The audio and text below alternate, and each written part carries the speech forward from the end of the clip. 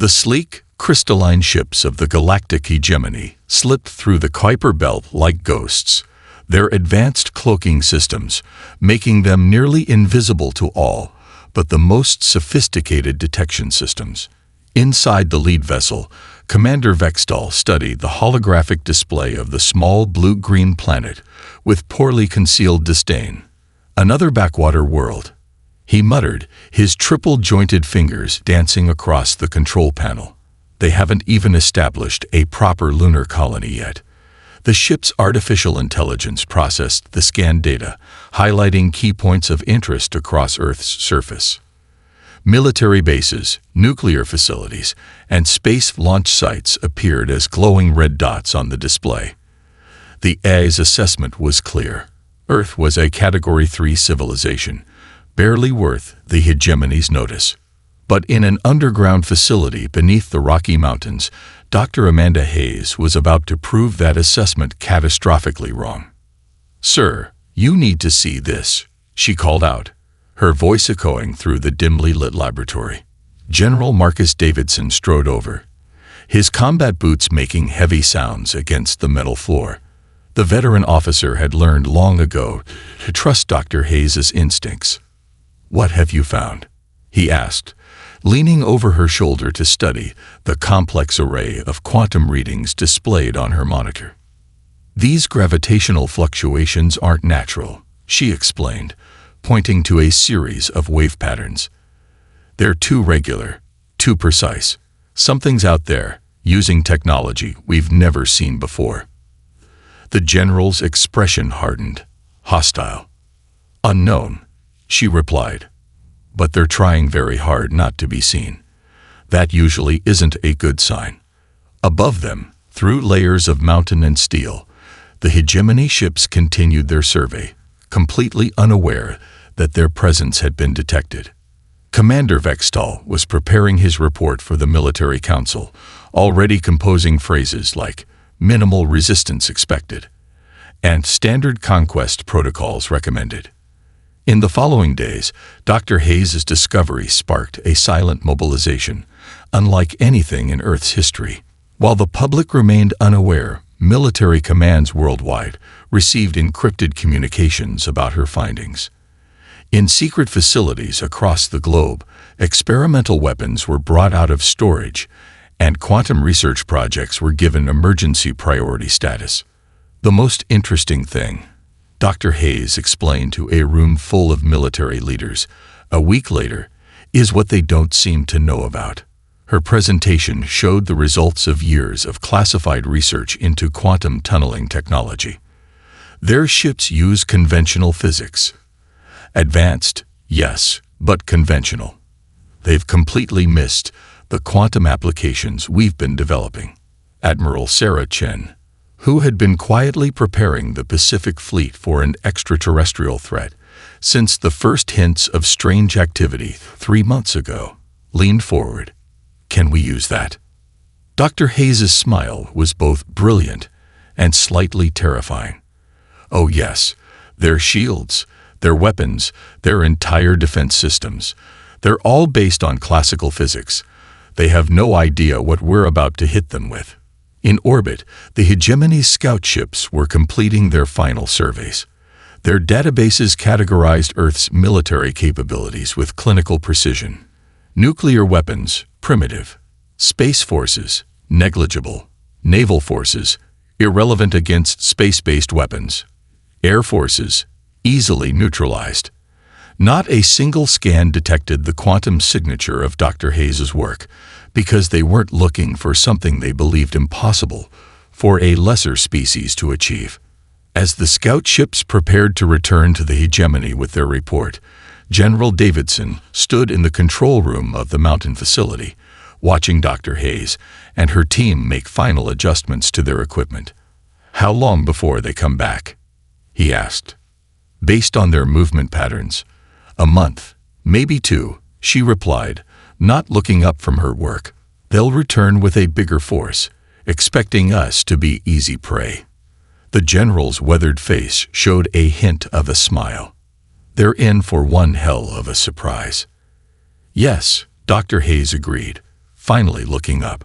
Her eyes held the same fire that had driven her through countless sleepless nights of research. They are the hegemony battlecruiser Eternal Dominance, emerged from hyperspace at the edge of Earth's solar system, its crystalline hull gleaming in the distant sunlight. Captain Meyerkath stood on the command deck, his scaled hands clasped behind his back as he observed the approaching planet. "Begin the standard intimidation protocol," he ordered, his voice carrying the bored tone of someone who had performed this task 100 times before. "Let's get this over with." The massive ship's external speakers powered up, ready to broadcast the hegemony's demands for surrender in every known human language. But before the first word could be transmitted, warning alerts flooded the bridge. "Captain," his sensor officer's voice cracked with confusion. "Multiple small objects approaching, but they're not following normal physics." Dr. Amanda Hayes stood in the Mountain Facilities Control Center, watching the feeds from their quantum detection array. Beside her, General Davidson gripped the edge of the console. "You're sure this will work?" he asked. "Theoretically, yes." She adjusted her glass with steady hands. "Practically, we're about to find out." The first wave of quantum tunneling missiles streaked through space, their specially designed warheads shifting between normal space and quantum states.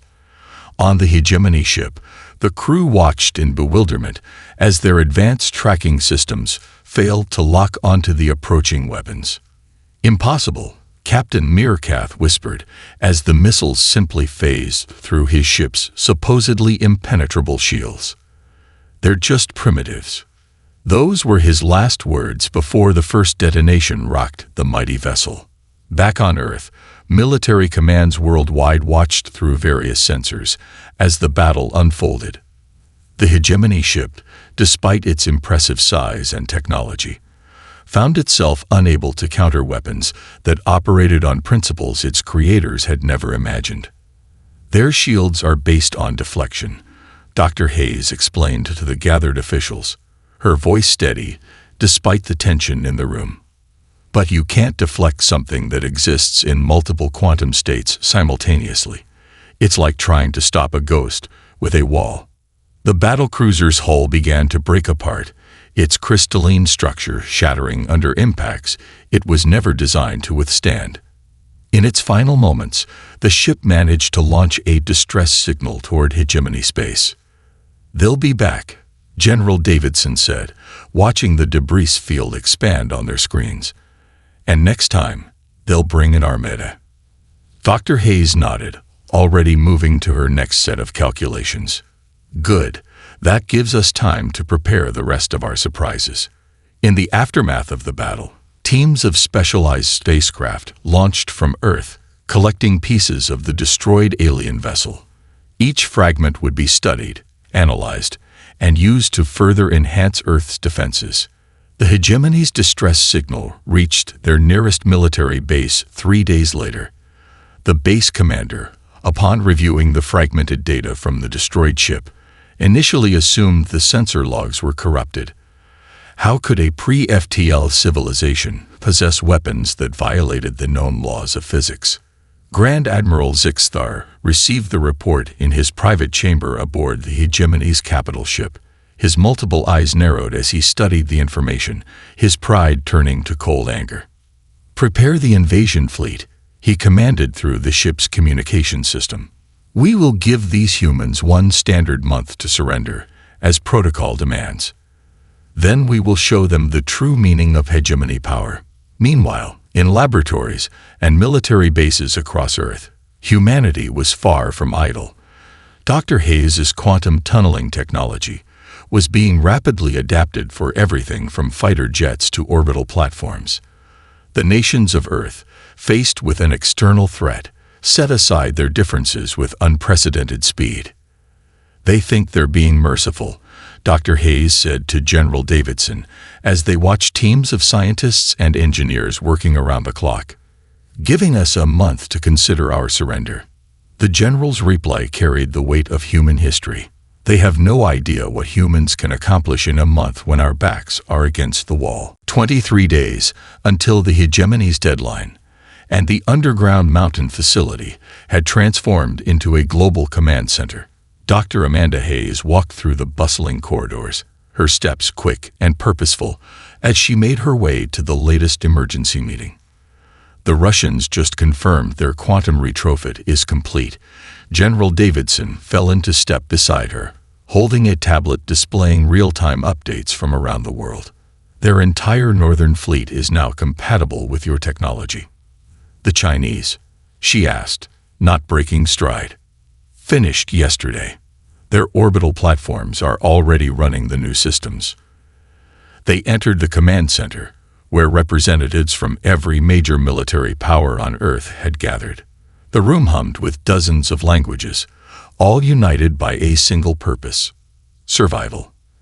Admiral James Harrison from the U.S. Navy stood at the main display, pointing to a holographic representation of Earth's defensive grid. The quantum net is at 60% coverage, he announced. When complete, we'll be able to detect any hegemony ship the moment they enter the solar system. Dr. Hayes took her place at the front of the room. We've made another breakthrough, she said, bringing up the latest test results. The captured alien technology has given us insights into their shield harmonics. We can now target multiple quantum states simultaneously, making our weapons even more effective. In orbit, construction teams worked around the clock, converting satellites and space stations into weapon platforms. The International Space Station, once a symbol of scientific cooperation, had become a command hub for Earth's growing space defense force. Commander Elena Rodriguez supervised the installation of quantum sensors on a previously civilian communications satellite. They expect us to cower, she said to her team as they worked. Instead, we're building the largest defense network in human history. Below the waves, nuclear submarines from various nations practiced new combat maneuvers, their crews learning to work with technology that would have seemed like magic just months ago. The quantum-enhanced torpedoes they carried could phase through water with almost no resistance, making them invisible to traditional detection methods. Back in the mountain facility, Dr. Hayes and her international team of scientists made another critical discovery. Their ships use a crystalline structure for both hull and computing. She explained to General Davidson, "It's incredibly advanced, but it has a fatal flaw. The right quantum frequency can shatter the entire matrix, like breaking a wine glass with the right musical note." Exactly, she smiled. But on a much larger scale. 16 days before the deadline, Earth conducted its first full-scale test of the global defense system. Quantum sensors activated worldwide, creating an invisible web that could detect the slightest spatial distortion. Practice drills ran continuously, as military forces that had once trained to fight each other now learned to work as one. In a secure bunker beneath the Pentagon, the Joint Chiefs of Staff reviewed the latest intelligence. "The hegemony thinks our silence means fear," General Patricia Morgan said, looking at the reports. "They have no idea we're using every second they've given us." Dr. Hayes worked through another sleepless night, fine-tuning the quantum formulas that would give Earth's weapons their edge. Her computer screen showed simulations of the coming battle, each iteration more refined than the last. "You should rest," General Davidson said, bringing her a cup of coffee. She shook her head, not looking away from her calculations. "The hegemony has conquered 1,000 worlds using the same tactics, the same technology. They've grown complacent. But humans," she finally looked up, her eyes bright despite her exhaustion. "We've spent our entire history fighting, adapting, and overcoming. Every war, every battle has taught us something new. And now we're about to teach them." "Yes," she said, turning back to her work. "We're going to show them why you should never give humans time to prepare.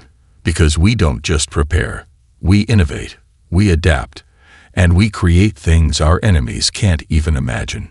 As the deadline drew closer, Earth's transformation continued.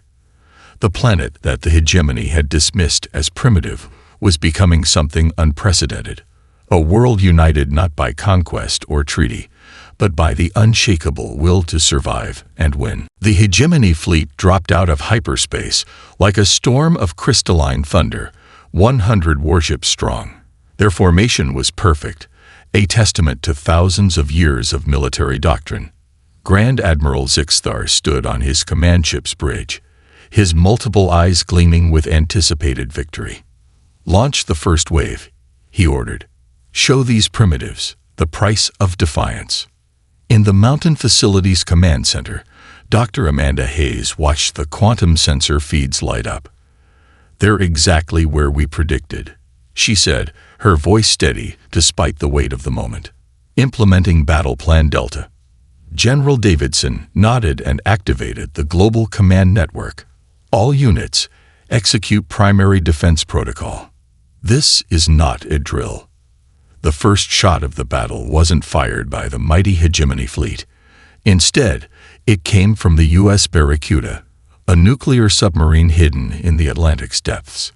Its quantum-enhanced torpedoes phased through spacetime, appearing inside the shields of 3 hegemony destroyers simultaneously. Impossible. An alien commander screamed as his ship's crystal hull shattered. "They're firing from the planet's oceans." Before the hegemony could process this first attack, Earth's orbital defense grid activated. Satellites that had appeared civilian on alien scans revealed their true nature, launching swarms of quantum missiles. The projectiles existed in multiple states at once, making them impossible to track or intercept. "Adapt," Grand Admiral Zixthar commanded, as the first wave of his fleet began to break apart. "Modify shield frequencies. Return fire."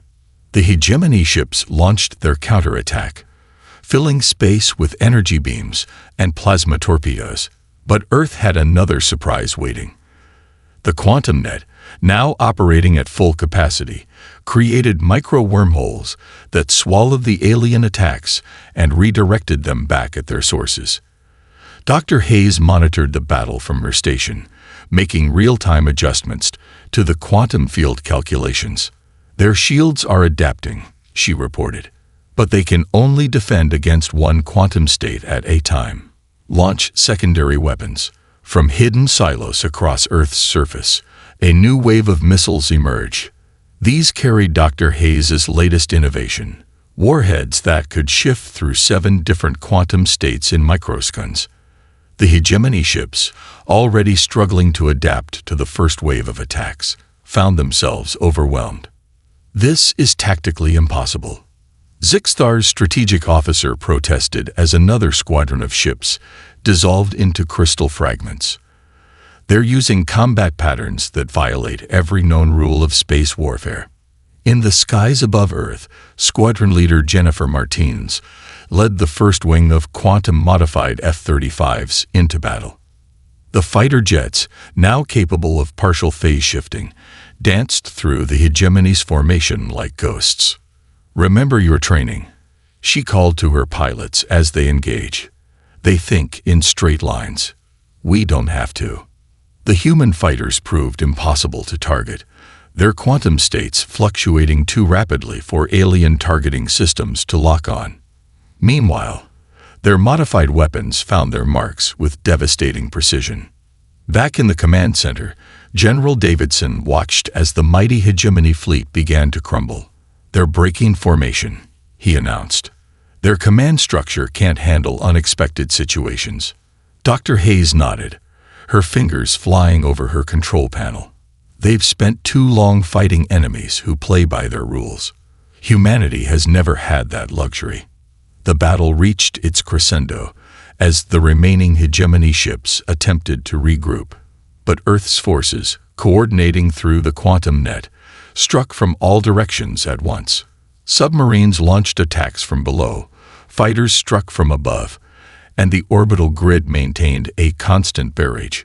"Retreat," Grand Admiral Zixthar finally ordered, his pride shattered like his fleet. Full withdrawal. Return to base. As the surviving hegemony ships fled into hyperspace, Earth's forces regrouped and began recovery operations. Of the 100 ships that had arrived to conquer Earth, only 40 remained to carry tales of their defeat. In the mountain facility, the command staff allowed themselves a moment of celebration, but Dr. Hayes remained focused on her screens. "They'll be back," she said quietly to General Davidson. "And next time, they'll be ready for what we did today." The general smiled. "Then we'll just have to show them something new." Grand Admiral Zixthar stood before the Hegemony High Council, his usually immaculate uniform still bearing scorch marks from the battle. The massive crystal chamber was silent as the gathered lords processed his report. "Impossible," High Lord Vexner finally said, his voice echoing through the chamber. "No pre-FTL species could defeat our fleet. Your sensors must have malfunctioned." "The sensors worked perfectly," Zixthar replied, his pride still burning. "The humans have developed something new, something we've never seen before." Meanwhile, in the mountain facility, Dr. Amanda Hayes led a team through the wreckage of a downed hegemony destroyer. The crystalline structure of the alien ship glittered under the portable lights, each fragment a piece of advanced technology ready to be understood. "Their computing systems are incredible," she noted, scanning a particularly large crystal node. "But they're limited by their own assumptions about how the universe works." General Davidson watched as teams of scientists and engineers swarmed over the wreckage. "Can we use any of this?" "Better." Dr. Hayes smiled, holding up a crystal shard that pulsed with internal light. "We can improve it." In the Hegemony's Military Analysis Center, their best minds struggled to understand what had happened. Admiral Kilvin, their chief of strategic operations, reviewed the battle footage for the 100th time. "Their weapons simply ignore our shields," he muttered, watching another recording of a human missile phasing through their defenses. "It defies everything we know about physics." "Perhaps that's the problem," a junior analyst suggested, earning sharp looks from her superiors. "We've been using the same technology for 1,000 years. Maybe we've stopped looking for alternatives." Back on Earth, the quantum integration program was proceeding faster than anyone had expected. Dr. Hayes' team had successfully combined hegemony crystal technology with their quantum systems, creating hybrid devices that exceeded the capabilities of either original technology. "The crystal matrix amplifies the quantum field," she explained to a room full of military leaders. "We can now generate stable fields large enough to phase entire ships." Commander Rodriguez, fresh from testing the new systems in space, added her report. "The modified fighters are achieving 100% success rates in penetrating hegemony shield simulations. Their entire defensive doctrine is based on technology they haven't updated in centuries." In the hegemony fleet yards, Grand Admiral Zixthar watched as workers installed new shield generators on his remaining ships. The modifications were based on their analysis of the battle, but he knew they were just guessing at solutions. "We've grown complacent," he admitted to his executive officer. "We've relied on our technology's superiority for so long, we've forgotten how to truly innovate." The humans had no such limitations. In laboratories around the world, scientists who had once competed against each other now worked together, pushing the boundaries of what was possible. The quantum technology that had given them their first victory was already being superseded by new developments. Dr. Hayes stood in the testing chamber, watching as a modified fighter jet shifted between quantum states, becoming completely invisible to all standard detection methods. "We're not just copying their technology," she told General Davidson. "We're reinventing it." "The question is," the general replied, "will it be enough for round 2? "It has to be." She pointed to the latest intelligence reports. "They're building something big out there. Something they think will counter our quantum weapons. In the depths of space, Beyond the range of Earth's new sensors, the hegemony was indeed preparing their response. Their second fleet would be larger, stronger, and equipped with technology specifically designed to combat human quantum weapons. But they were still making the same fundamental mistake.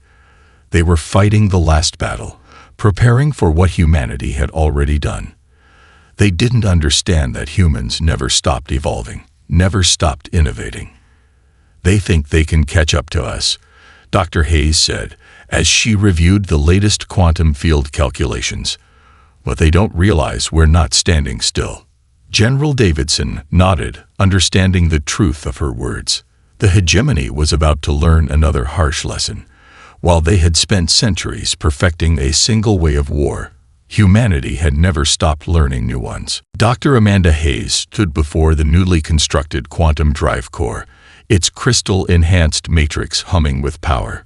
The massive device, built from salvaged hegemony technology and human innovation, represented humanity's greatest achievement yet. "All systems are green," she reported to General Davidson, who watched from the control room of Earth's first true starship, the ESS Revenant. "The quantum-enhanced FTL drive is ready for testing." The general nodded, his eyes fixed on the screens showing the vessel's status. "How many ships can we field?" 20 combat-ready vessels, she replied, each one equipped with our latest hybrid technology. The hegemony won't know what hit them. In deep space, the hegemony's second fleet was still gathering, their numbers now approaching 200 vessels. Grand Admiral Zixthar's new flagship, the Crystal Dominion, led the assembled armada. They were confident their new anti-quantum shields would protect them from Earth's weapons. They never expected Earth to strike first. The ESS Revenant emerged from quantum space directly above the hegemony's primary shipyard at Nexus 7. Commander Jessica Parker, the ship's captain, allowed herself a small smile as the alien facility's defenses failed to detect them. "Begin Phase 1, she ordered. "Let's show them what these new toys can do." The human vessel's hybrid weapons combined quantum tunneling technology with captured hegemony crystal matrix systems. The results were devastating. Beams of energy that existed in multiple quantum states simultaneously cut through the shipyard's defenses like they weren't there. Multiple targets neutralized.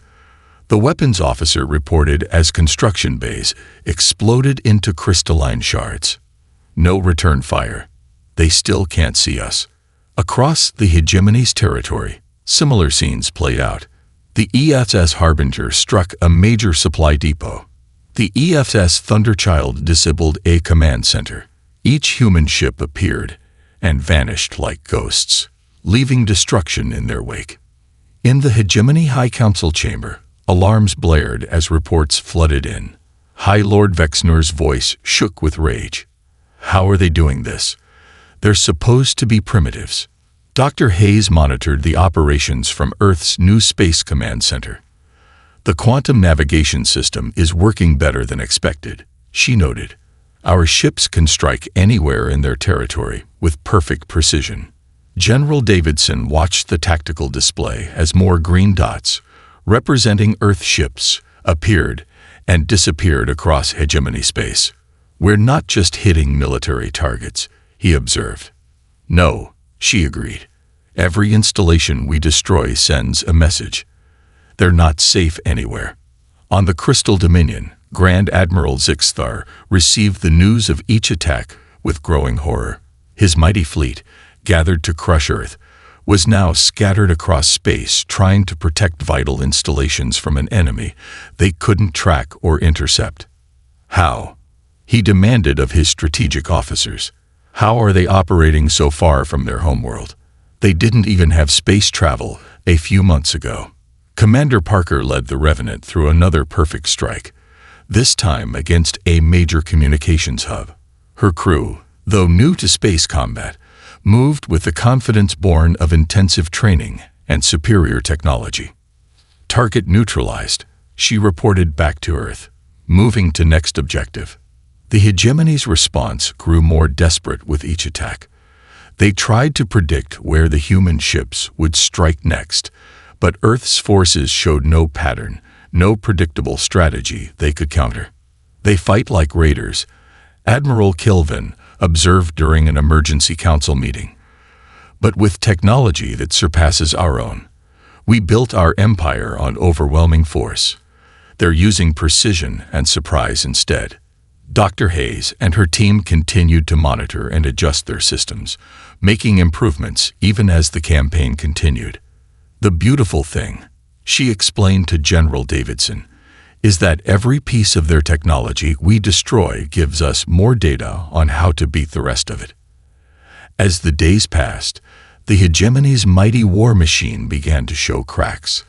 Their supply lines were in chaos, their communications disrupted, and their once unshakable confidence shattered. "They're starting to break," General Davidson observed, looking at the latest intelligence reports.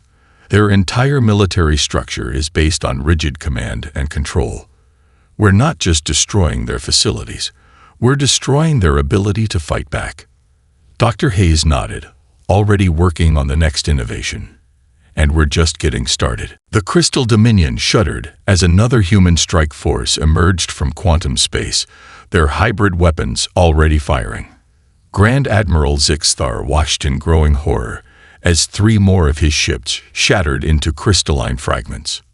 "Evasive maneuvers," he commanded, but the words had barely left his mouth before the human vessels vanished again, reappearing seconds later from an entirely different vector. In the EFS Revenant's command center, Commander Jessica Parker directed her fleet with surgical precision. Strike Teams Alpha and Beta hit their flanks. Gamma Team, prepare for the killing blow. Dr. Amanda Hayes, now operating from the Advanced Combat Information Center aboard the Revenant, monitored the quantum field fluctuations. "Their new shields are adapting," she reported, "but they can only account for 3 quantum states at once. We're operating in 7. Back on Earth, General Davidson coordinated with the other theater commands. Reports streamed in from across hegemony space. More systems were breaking away from the Empire's control, inspired by Earth's successful resistance. "The Centauri colonies have declared independence," his intelligence officer reported. "They're requesting Earth's protection against hegemony retaliation." The news spread through the hegemony's ranks like a shockwave. Worlds that had been under their control for centuries were rising up, armed with captured human technology and burning with the desire for freedom. In the High Council chamber, the atmosphere had changed from anger to fear. High Lord Vexnor faced the reality of their situation. "We've lost 12 major systems in the past week alone. Our fleet is in shambles, and Earth's forces seem to be everywhere at once." Dr. Hayes's latest innovation had made this possible. She had discovered a way to create stable quantum tunnels between star systems, allowing Earth's ships to strike multiple targets simultaneously while appearing to be in several places at once. "The beauty of it," she explained to Commander Parker as they prepared for another strike, "is that we're not just beating them with superior technology. We're beating them with superior thinking." The commander nodded, understanding. They built their empire on the assumption that technological superiority equals victory. "We built our strategy on the knowledge that adaptation and innovation are the true keys to success." The breaking point came during the Battle of Nexus Prime, the hegemony's primary military hub. Earth's forces didn't just attack. They rewrote the rules of space combat. Ships phased through solid matter, weapons fire curved around shield barriers, and quantum fields disrupted the very crystal matrix technology that the hegemony had relied on for centuries. Grand Admiral Zixthar watched his greatest fleet crumble before his eyes. "How?" he whispered as the Crystal Dominion's bridge shook from another direct hit. "How did they advance so quickly?" Dr. Hayes, monitoring the battle from her station, had the answer he couldn't hear. "Because you gave us no choice. Humanity has always been at its most innovative when fighting for survival. The hegemony's military structure, once thought unbreakable, splintered under the pressure. Command ships lost contact with their squadrons. Supply lines collapsed. Communication networks failed. The empire that had stood for 1,000 years was coming apart at the seams. In a desperate bid to turn the tide, the High Council ordered every remaining ship to converge on Earth. They hoped that one massive, overwhelming strike might still crush the upstart humans. General Davidson received the intelligence with a grim smile. They still don't understand. They're fighting the old war, while we're fighting the future. Dr. Hayes agreed, already implementing her latest protocols. They think numbers will save them, but we got something better than numbers. What's that? Commander Parker asked, preparing her ship for the coming battle. Imagination, Hayes replied, her fingers dancing across the control panel as she activated the new quantum matrix she'd been saving for this moment. And I'd just figured out how to turn their own crystal technology against them. As the Hegemony's combined fleet approached Earth, they had no idea they were flying into more than just a battle. They were about to face the full measure of human ingenuity, unleashed without restraint. The combined Hegemony fleet filled Earth's orbital space with crystalline ships, their formation stretching from horizon to horizon. Grand Admiral Zixthar had committed every remaining vessel to this final battle, nearly 500 ships strong. Send the demand for surrender, he ordered, his voice heavy with the weight of history. One last time. In the ESS Revenant's command center, Dr. Amanda Hayes watched the transmission come in. She looked at Commander Parker, then at the holographic image of General Davidson from Earth Command. Should we reply? The commander asked. Dr. Hayes smiled. Yes, but not with words. She activated the new quantum matrix control system, the product of months of research and innovation. Let's show them what happens when you push humans too far. The battle began not with a bang, but with a resonance. Every crystal ship in the Hegemony fleet suddenly vibrated with a frequency that matched their own core structure. What's happening? Zixthar demanded as his flagship's systems began to fluctuate. Dr. Hayes's voice came through on all frequencies, human and Hegemony alike. Your entire empire is built on crystal technology. Beautiful, advanced, perfect crystals. Did you ever wonder what would happen if someone could control those crystals? The demonstration was devastating. Ships throughout the Hegemony fleet found their crystal matrices responding to human commands. Weapons powered down. Engines stalled. Shield generators reversed polarity. Impossible. High Lord Vexnor cried from his command ship. Our technology is beyond their understanding. No, Dr. Hayes replied, her voice calm. We just understood it better than you did. Because we had to. The Hegemony fleet, the mightiest armada ever assembled, found itself helpless in Earth's orbit. But what happened next shocked them even more.